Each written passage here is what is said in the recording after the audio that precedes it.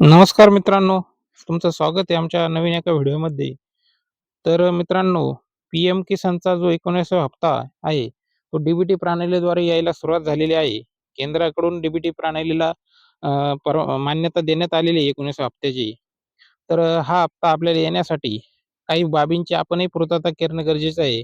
त्यात सर्वप्रथम आपली ई-के-वाय-सी झालेली पाहिजे मित्रांनो. त्यानंतर दुसरं जे आहे, तर बँक सीडिंग स्टेटस जे आहे, ते येस पाहिजे. आणि लँड सीडिंग पण आपली झालेली पाहिजे. या 3 गोष्टी जर आपल्या झालेल्या असतील, तर नक्कीच आपल्याला 19वा हप्ता आपल्या बँक खात्यामध्ये काही दिवसातच जमा होणार आहे.